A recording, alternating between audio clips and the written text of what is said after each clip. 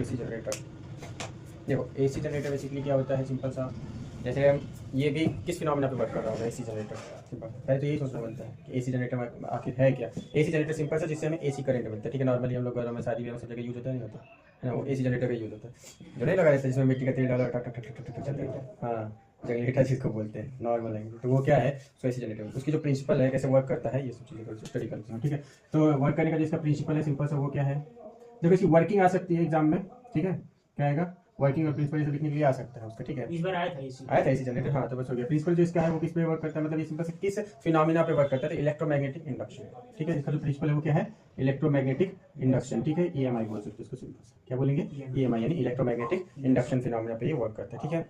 अच्छा, अब इसमें होता क्या है बेसिकली, जो इसकी संरचना होती है, ठीक है।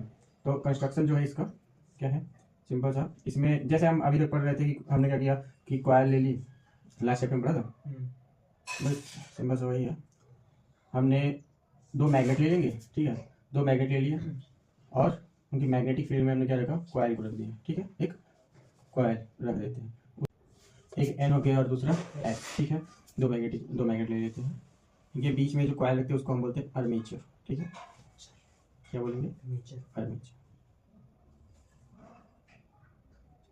अच्छा, इस कॉइल को जो है ना, इसके वर्टिकली जो ये एक्सिस होगा, इस एक्सिस के अराउंड क्या करते हैं, रोटेट करवाते हैं, ठीक है। ये रोटेशनल वेलोसिटी वो क्या होगी, ओमेगा, ठीक है।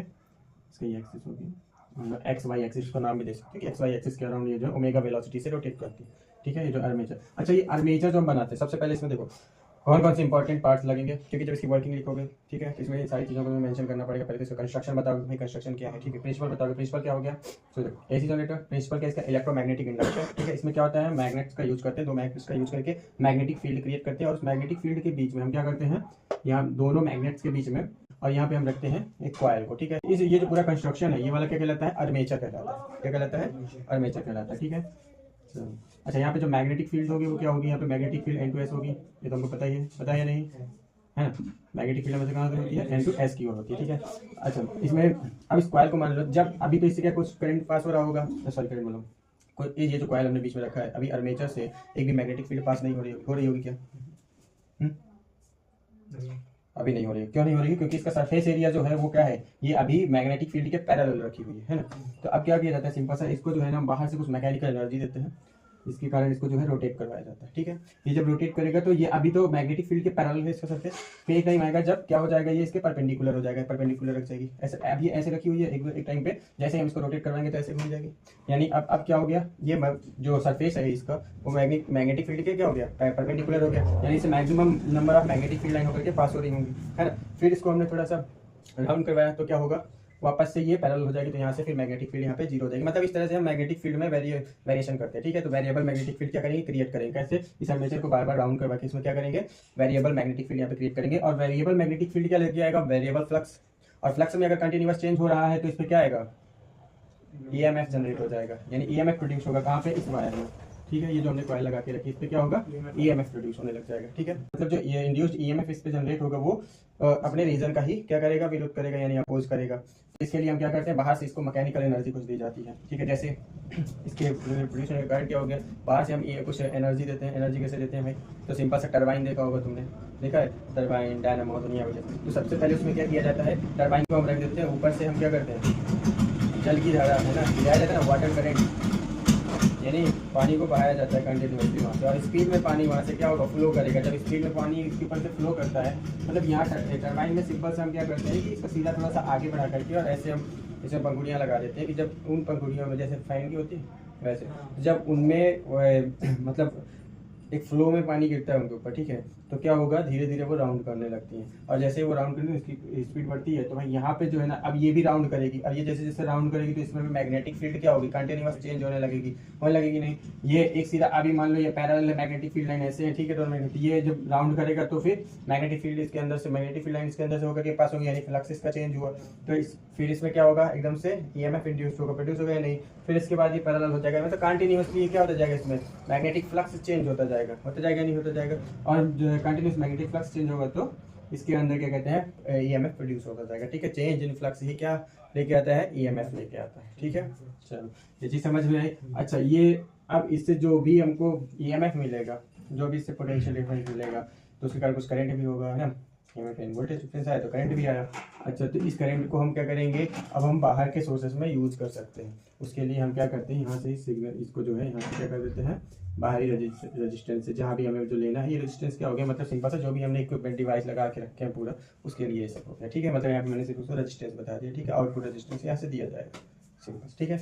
मतलब जो भी हमें आउटपुट देना है वो यहाँ से ले लिया जाएगा, ठीक है। दूसरी बात, चल अच्छा, इसको डायरेक्ट अटैच नहीं कर सकते हैं, स्लिप रिंग्स, सिंपल, ठीक है। क्या लगाएंगे, हाँ, ये जो इसके टर्मिनल होंगे दोनों, यहाँ पे हम स्लिप रिंग्स लगाएंगे, ठीक है। यहाँ पे हमने क्या लगाया, स्लिप रिंग्स लगा दिए, ठीक है। इसके साथ में ये स्लिप रिंग्स हमने जोड़ दिए, और स्लिप रिंग के साथ में क्या लगा देते हैं, यहाँ पे पास में ब्रशेज लगा देते हैं, कुछ मेटल या आयरन के बने होते हैं, ठीक है। ब्रशेज का यूज कर लिया जाता है यहाँ पे दोनों जगह, ठीक है। किसका यूज करेंगे, यहाँ पे ब्रशेस का यूज कर लेते हैं, साथ में इसमें यहाँ पे स्लिप रिंग्स लगा दिया जाता है। अब देखो ये जब रोटेट करेगा तो एक बार ये सीधा इसके साथ में जुड़ेगा, एक बार ये इस ब्रश के साथ, इसको मान लो S1 मान लो और इसको S2 स्लिप रिंग्स मान लो, ठीक है। ये ब्रशेस को मान लो B1, एक को मान लो B2 ब्रशेस हो गया, इधर बैठो, ठीक है। तो ये क्या होगा, स्लिप रिंग्स कंटिन्यूअस जो है ना, एक मतलब सिंपल सा स्लिप रिंग्स राउंड करेगी। अब ये स्ट्रक्चर एक दूसरे से अलग है, ठीक है। तो एक दूसरे से अलग है, जब भी ये कॉइल को हम क्या करेंगे, आर्मेचर तो सिंपल सा ये जो आर्मेचर इसके बीच में राउंड करेगा, मैग्नेटिक फील्ड पे कंटिन्यूअस चेंज हो, जब ये राउंड करेगा तो ये जो है ना इन दोनों से अलग हो जाएगा, अलग होगा, फिर अटैच होगा, अलग होगा, फिर अटैच होगा, अलग होगा, फिर अटैच होगा, जिसका ये स्ट्रक्चर वैसा ही बना रहेगा, ठीक है। और यहाँ से हमको करंट मिल जाएगा, ठीक है। यहाँ से हमें करंट आई मिलने लग जाएगा, ठीक है। ये हमें प्रोड्यूस करेगा, इसके बाद यहाँ से हमें करंट आई मिलने लग जाएगा, ठीक है। तो ये स्ट्रक्चर समझ में आ गया कैसे क्या करना है हमको। कंस्ट्रक्शन में सिंपल से चार जो है इसके मुख्य हो जाएंगे, कौन जो इसके मुख्य होंगे चार होंगे, कौन कौन से होंगे, तो 4 टाइप इसमें जो है ना। पहला तो 4 चीजें तुमको याद रखने की जरूरत है कंस्ट्रक्शन के लिए। पहला क्या हो जाएगा, जो मैग्नेटिक फील्ड हम क्रिएट कर रहे हैं, मैग्नेट से मैग्नेटिक, है ना, फील्ड मैग्नेट, सिंपल सा जो यूज कर रहे हैं हम। फर्स्ट क्या हो गया, फील्ड मैग्नेट्स, क्या हुआ, फील्ड मैग्नेट्स जो हमने यूज किए, ठीक है।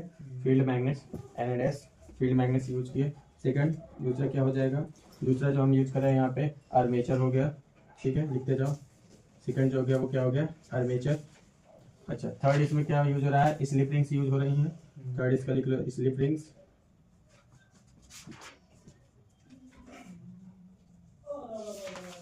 थर्ड कौन सी हो गई, स्लिप रिंग्स। एंड जो फोर्थ है इसमें वो क्या हो गई हमारी, चौथा हमारे ब्रेसेस हो गए। क्या यूज किया हमने, ब्रेसेस यूज किए, ठीक है।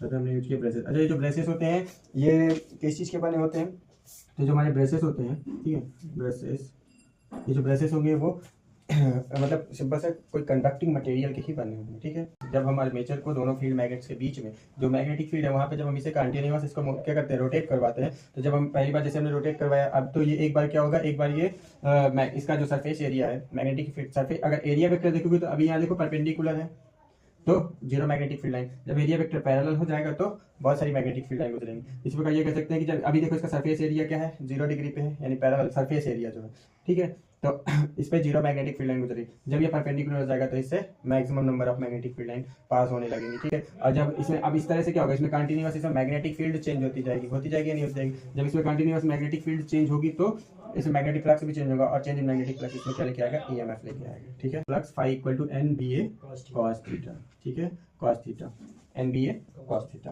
ओके। अच्छा, अब एक चीज देखो, यहाँ पे हमारे पास में थीटा है, ठीक है। यहाँ हम थोड़ा सा ओमेगा हमने एंगुलर वेलोसिटी लेके रखी है, तो एंगुलर वेलोसिटी और थीटा के बीच में जो मान लो ये टी टाइम में कितना घूम गया, थीटा घूम गया, है ना।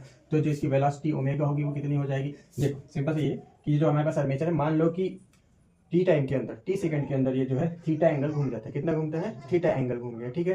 तो इसकी जो एंगुलर वेलोसिटी होगी वो कितनी हो जाएगी भाई, क्योंकि रोटेट हो रहा है तो एंगुलर वेलोसिटी आएगी, तो एंगुलर वेलोसिटी कितनी है, angular velocity omega equal to होगा theta divided by T, theta divided by T, ठीक है। Omega equal to theta divided by T. अब यहाँ से भी फॉर्मूला निकाल सकते हैं कि थीटा इक्वल टू टी को इधर ले जाओ तो क्या हो जाएगा, ओमेगा टी, ठीक है। समझ में आ गई बात, थीटा इक्वल टू क्या लिख सकते हैं, ओमेगा टी लिख सकते हैं।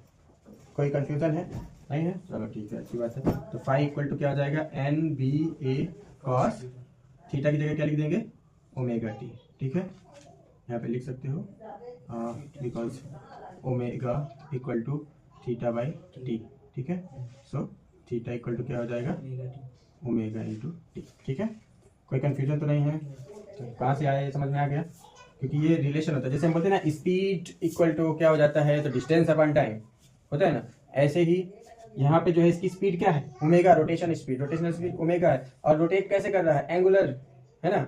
मतलब एक एंगल में रोटेट कर रहा है, सिंपल होता जाएगा, मतलब 0 से 360 घूमेगा, फिर 0 होकर के फिर 360 घूमेगा, फिर ये कंटिन्यूअस ऐसे रोटेट होता रहेगा, नहीं रोटेट होता रहेगा, यानी ये थीटा एंगल घूमा, ठीक है। रोटेशनल एंगल मतलब थीटा एंगल घूमेगा, रोटेट करेगा, फिर कितने तो हमने मतलब इसकी सिंपल सही है कि इसकी रोटेशनल स्पीड जो होगी उसी को हम बोलते हैं एंगुलर वेलोसिटी, ठीक है। मतलब एंगल में इतनी कितनी स्पीड है इसकी, एंगल में कितनी स्पीड से एंगल चेंज कर रहा है वही है, और यहाँ पे जो डिस्प्लेसमेंट होगा तो एंगल हो जाएगा, और अपन टाइम तो वही लिखा है, speed equal to distance upon time, ठीक है, समझ में आ गया एंगुलर वेलोसिटी, ठीक है। चलो तो फाई इक्वल टू हो जाएगा NBA cos ओमेगा टी, यानी ओमेगा टी पे डिपेंड कर रहा है, ठीक है, उसी हिसाब से इसका फ्लक्स चेंज होगा। अच्छा, चेंज इन फ्लक्स क्या लेके आता है, EMF प्रोड्यूस करता है या नहीं, तो यहाँ से हम EMF बता सकते हैं, इसका कितना होगा, इसमें E इक्वल टू, तो इस पे जो EMF प्रोड्यूस होगा वो कितना हो जाएगा, E equal to minus Lenz law के अकॉर्डिंग डी फाई बाई क्या होता है dt, है ना। अच्छा, लेंस लॉ ये कहता है कि ये हमेशा अपोज करता है उस रीजन का जिस रीजन के कारण ये उत्पन्न हुआ है, सिंपल सा, ठीक है, यानी अपने ही रीजन का विरोध करता है, ठीक है, यानी अपोज करता है, ठीक। चलो तो इसलिए माइनस साइन यहाँ पे लगता है, ठीक। चलो E इक्वल टू हुआ minus d phi by t, इसकी वैल्यू पुट कर दो यहाँ पे, तो E इक्वल टू हो जाएगा माइनस डी, अच्छा NBA वैल्यू पुट कर दो फाई की, NBA cos omega T divided by dt, ठीक है। चलो अब यहाँ पे इंटीग्रेशन किसका होगा, तो हमको साफ साफ दिख रहा है भाई, ये भी कांस्टेंट है, ये भी कांस्टेंट है, ये भी कांस्टेंट है, ठीक है। यहाँ का टी की टर्म है, और ये टी के साथ में हमेशा कांस्टेंट ही लेंगे भाई। तुम सिंपल से बताओ, क्या टी के साथ यहाँ मैग्नेटिक फील्ड कम ज्यादा होगी क्या, एन एंड एस के बीच में, फील्ड मैग्नेट के बीच में मैग्नेटिक फील्ड समय के साथ कम ज्यादा होगी क्या, नहीं होगी। अच्छा, इसका एरिया कम ज्यादा होगा क्या टाइम के साथ में, नहीं होगा, ना मैग्नेटिक फील्ड जो चेंज होगी ना एरिया चेंज होगा। अच्छा, इसमें जो नंबर ऑफ टर्न्स होंगी वो क्या समय के साथ कम या ज्यादा होते जाएंगे क्या, एक बार जितने रख लेंगे उतने ही रहेंगे। तो सिंपल सा ये है कि ना मैग्नेटिक फील्ड इसमें चेंज हो रही है, ना नंबर ऑफ टर्न्स चेंज हो रहा है, ना एरिया चेंज हो रहा है, ये सब कांस्टेंट इनको लेके आओ बाहर, ठीक है। इक्वेशन माइनस NBA, ठीक है, NBA, और डिफरेंशिएशन किसका हो जाएगा, तो डिफरेंशिएशन यहाँ पे होगा d बाई dt, यानी cos ओमेगा टी का, ठीक है, d cos ओमेगा टी, इसका क्या हो जाएगा, डिफरेंशिएशन हो जाएगा, ठीक है। फिर देखो इक्वल टू कहते हैं minus d phi by d t equal to minus d और NBA cos ओमेगा टी पर dt, क्या हो गया, ये हमने फाई की वैल्यू यहाँ पर पुट कर दी, यहाँ से, ठीक है, फाई की वैल्यू पुट की। अब हमको पता है कि समय के साथ यहाँ पे जो है नंबर ऑफ टर्न्स नहीं चेंज होंगे, एक से ही रहेंगे, मैग्नेटिक फील्ड भी एक से ही रहेगी, जितनी पहले की जगह वही रहेगी, इसका एरिया भी आर्मेचर का सेम ही रहेगा, ये नहीं चेंज होने वाला है, तो ये सब बाहर कर दिया। बचा क्या भाई, ओमेगा टी, जिस स्पीड में घूमेगा ओमेगा टी उसी हिसाब से चेंज होगा, यानी ये एंगल इसमें चेंज होगा, तो कॉस ओमेगा टी का डिफरेंशिएशन हो जाएगा डी बाई डी टी के साथ, ठीक है। तो E इक्वल टू हमारे पास क्या आ जाएगा, minus NBA cos omega T का डिफरेंशिएशन करोगे तो पहले क्या हो जाएगा, minus NBA minus omega sine omega T, समझ में आ रहा है, ठीक है। फिर E इक्वल टू हो जाएगा माइनस n, माइनस माइनस क्या हो जाएगा प्लस, ठीक है, हो जाएगा या नहीं हो जाएगा, ये माइनस से माइनस मिला के प्लस हो जाएगा, तो यहाँ पे हो जाएगा NBA omega sine omega T, तो ये क्या आ गया अभी यहाँ पे ये जो हमारा EMF आ गया, इस पे कितना प्रोड्यूस होगा। अच्छा, मैक्सिमम EMF का प्रोड्यूस होगा जब इसकी वैल्यू क्या होगी, मैक्सिमम होगी, यानी जब इसकी वैल्यू 90 पहुंच जाएगी तो उस समय ये कितना होगा, जब इसको सरफेस एरिया को रोटेट करवा के ऐसा कर देगा, यानी जब इसकी वैल्यू मैक्सिमम होगी, जिस समय जब मैक्सिमम स्पीड में पहुंचेगा उस समय क्या होगा, जब समय ओमेगा टी की वैल्यू मैक्सिमम यानी 90 होगी, यानी साइन ओमेगा टी की वैल्यू मैक्सिमम कब होती है, 1 पे रहती है, उसके बाद मतलब 90 पे होती है, उससे ज़्यादा तो वैल्यू होती नहीं है, यानी जिस समय साइन ओमेगा टी की वैल्यू मैक्सिमम होगी उस समय E इक्वल टू क्या आ जाएगा, E को उस समय E नॉट बोल देते हैं, ठीक है। तो E इक्वल टू क्या हो जाएगा, यहाँ पे मैं बता देता हूँ, साइड में लिख लेना, E नॉट इक्वल टू क्या हो जाएगा, NBA ओमेगा इंटू 1, तभी हो सकती है NBA ओमेगा, यही आएगा, तभी तो ये मैक्सिमम हो सकता है। NBA ओमेगा की जगह हम क्या रख सकते हैं, E not sine omega T, हो जाएगा या नहीं हो जाएगा। ये किसकी इक्वेशन है पता है तुम्हें, ये इक्वेशन है AC वोल्टेज की, किसकी इक्वेशन है, AC वोल्टेज की। क्यों, देखो साइन ओमेगा टी, साइन की वैल्यू एक बार 0 होगी, एक बार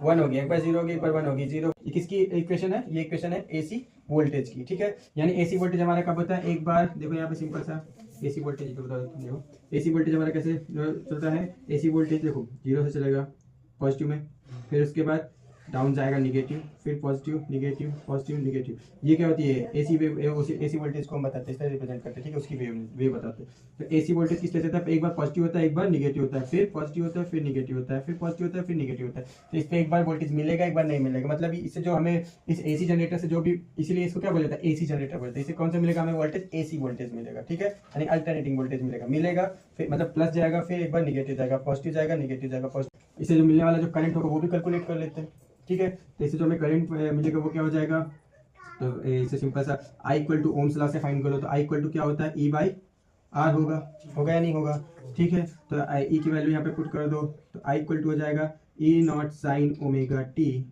डिवाइडेड बाई आर, ठीक है, हो जाएगा। अच्छा ये जो E by R, E naught by R लिखा है, इसको क्या बोलते हैं पता है, ए नॉट बाई आर, इसको क्या बोला जाता है, आई नॉट बोला जाता है। क्या बोलते हैं, आई नॉट बोलते हैं, ठीक है। तो ए नॉट बाई आर की जगह हम आई नॉट पुट कर देते हैं। मैं इसको किनारे यहाँ पे लिख देता हूँ।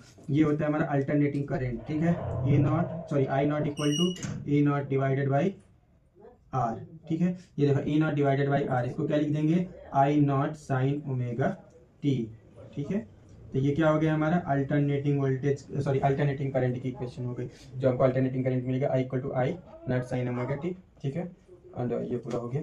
तो ये हो गया हमारा अल्टरनेटिंग वोल्टेज हमको मिल रहा है equal to E not sine omega t, alternating current I equal to I not sine omega T, ठीक है। तो समझ में आ गया ये कैसे वर्क